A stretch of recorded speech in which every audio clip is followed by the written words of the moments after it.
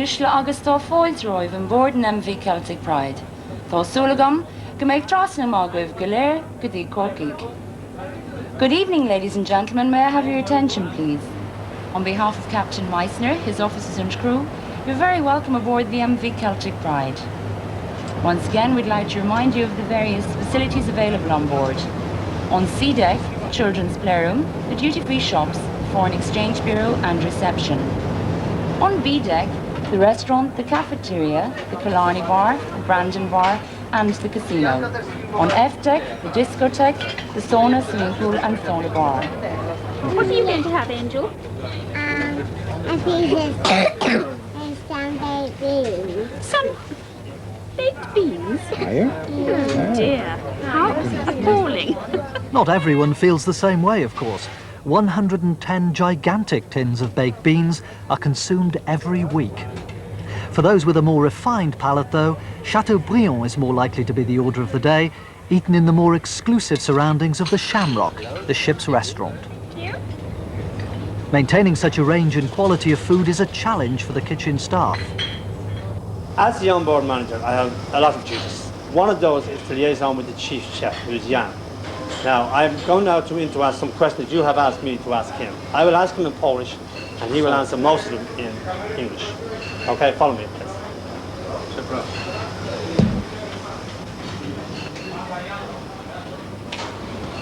Yeah, tell us, do you no problem? Yeah, no, it's not problem. Now, I have just told Jan that we have a lot of passengers on board now at the moment. Has he got any problems with food, etc.? And he said, no problem. Now, I have written down the questions that you want me to ask Jan, okay? Ili prosiłków się gotować? One day, 500 to 600 per day. I have asked Jan how many meals would he cook about, and he said 500 or 600, okay? Now the next one, you said about the job being a hot job, and has he got a hot temperament? So I have to ask, I'll ask him. Ma Jan's gorący pracę, się masz po gorący temperament? Yes, maybe not every day. Right. What Jan is saying that, what Jan actually means is that because he likes everything to be 100% correct, and when you want everything to be 100%, you will have a hot temperament. Dziękuję. Proszę bardzo. That looks very good, Susie, doesn't it? It's not often you have vegetarian food on a boat. That's great. Jak się to jest, jak polski chef cooks? Robiąc krytyczki pod rabi. Now, I have asked Jan, because he's a Polish chef, does he mind cooking British food? Now, he will require Polish food. No, mam się bardzo dobrze, znaczy po prostu one sprawiają mi satysfakcję, że mogę ich wykonać i nie ma do nich zastrzeżeń. He said no.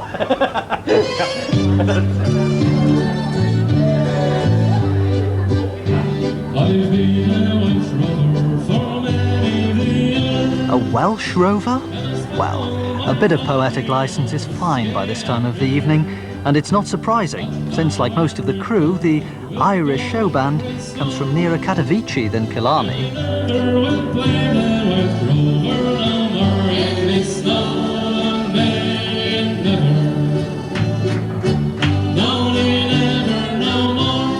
When the weather's at its most Welsh and wild, though, it can be as much of a challenge for the band to keep playing as it is for their audience to keep drinking. I can remember being on one of these trips when there was a force-8 gale, and the steward came up on deck about when everybody was leaning over the side, and he said, "Don't worry, everybody, it's only another 4 hours to Cork." To which point they all leaned over the side once more.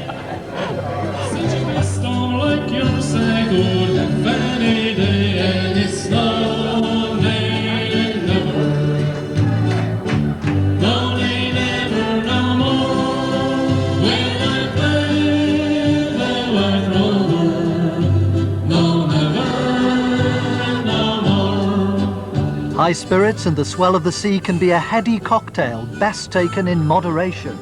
I do a fair amount of sailing, and I agree that alcohol and sailing don't go together. But I listened to the forecast tonight, the shipping forecast, before I came on board, so I know that it's not going to be too nasty tonight. So I decided I can have a few drinks, not be too worried. But if there was a gale warning coming up, I probably wouldn't drink very much, because you're right, it isn't a very good combination. But how can you come on a trip like this and not have a decent drink? Oh, we've had some wine with our meal tonight, and we've had I've tried some Guinness and Beamish to sample between them. That's probably enough. Not too much really, because we've got to get up tomorrow morning fairly early. We've got to be in at about 7, I think, and we've got to be reasonably in shape to meet my parents. So that's enough limitation. Others aren't only here for the beer. Yeah, the reason I'm on the ferry is to see the cetaceans the following day. Cetaceans being whales and dolphins. The last trip we had, over 209 cetaceans altogether. The biggest one being fin whale, which I missed, my children saw. So I'm hoping to see that tomorrow. Plus a lot of others, plus some rare seabirds if possible. Plus a good drink tonight as well. Not going to get much sleep ready for tomorrow, I know that. And neither, it seems, is the hard-working crew. Whilst the passengers are having a whale of a time, the crew members have to grab a quick coffee in the mess before continuing their nightly duties.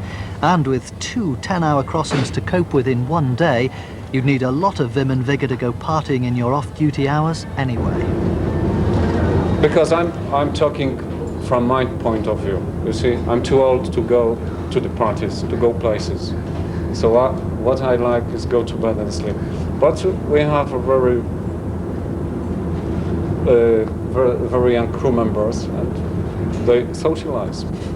When I'm working, somebody has free times. When I have free times, somebody is working. So it's so difficult to find in the same time. It's not good to meet at 2 o'clock in the night. Understand? Yeah. But at 5 you have to get up. Drinking coffee or something more. Understand? No? With so little time to relax and working at such close quarters, how do they all get along? We are a close friend, but you know, when you spend a lot of time with the same people, it's impossible that you will not cross with them. It's impossible, because sometimes you have a bad day, and sometimes you are so happy. So the other people feel not so good. So it's impossible. Sometimes, but the most of the time we are a good friend.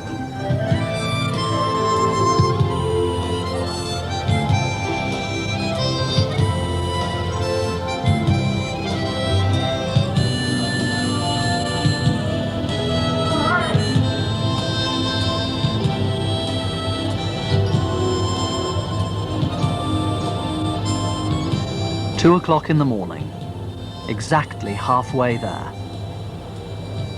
The decks are empty, the drinks drunk, and the drunks have all rolled home to bed. That is, if they've got one. All of the cabins are fully booked tonight, so those without a room must doss down wherever they can. Of course, there's always the odd one who can't get to sleep.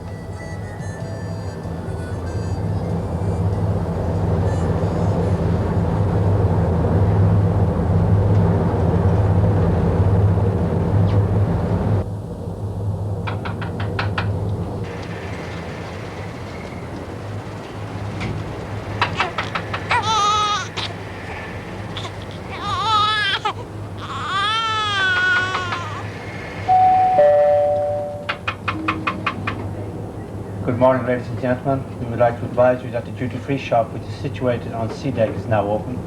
The cafeteria, which is situated on B deck, is now open. The restaurant will open at 6 o'clock. Thank you.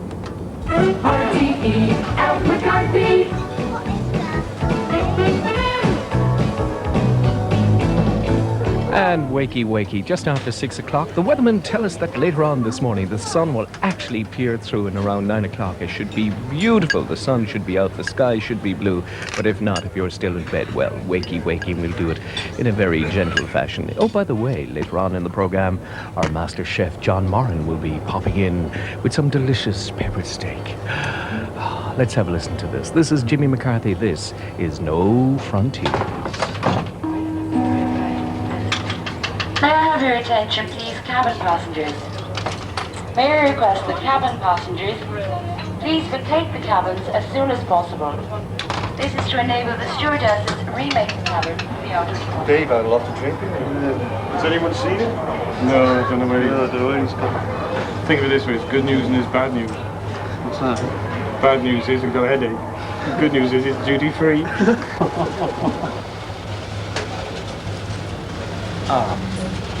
Sherry. She must be obeyed, like some sherry. I'll pay for it because most of it is mine. If you don't mind. Well, that's it. That's like £10 for the gin. All right, that's certain. We do explain to them sometimes that they may be over the limit, but you find a lot of the time that just falls on deaf ears. They just seem to want to get as much as they can into the basket, buy as much as they can. So we would actually be over the limit. Doesn't that take us over the limit? Well, yeah, because we've got what does it matter? We have problems sometimes with people who maybe have had too much drink in the bar. On Thursday night, actually, we had one person who could hardly walk, couldn't stand, fell in through the front door, and insisted on buying about 20 bottles of whiskey. No money, of course. So we had to gently escort him to the front door.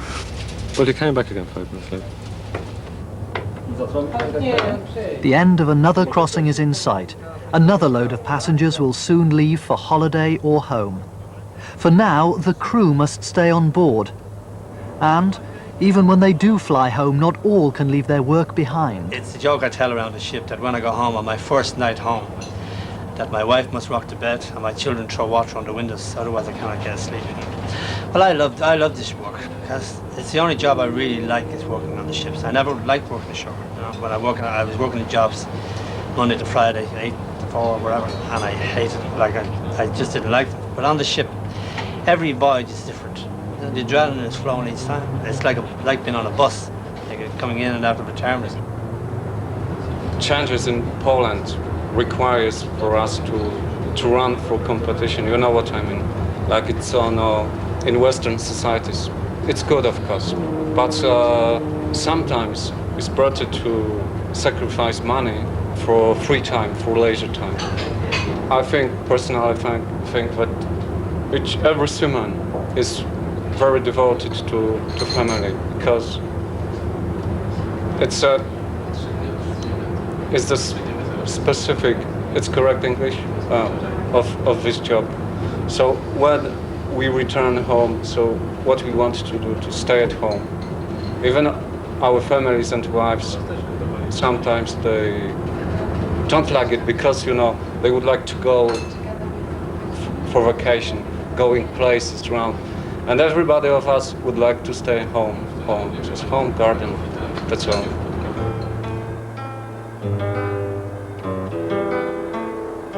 Good morning, ladies and gentlemen. As disembarkation will commence shortly, all car and commercial drivers now proceed to the car deck. We'd like to thank you all for travelling with Swansea Cork Ferries, and we look forward to seeing you again in the future. By the way, where are we going? Cork or Swansea? I don't know myself. I haven't got a clue myself. I don't know what day it is. Never mind. Where we're going to.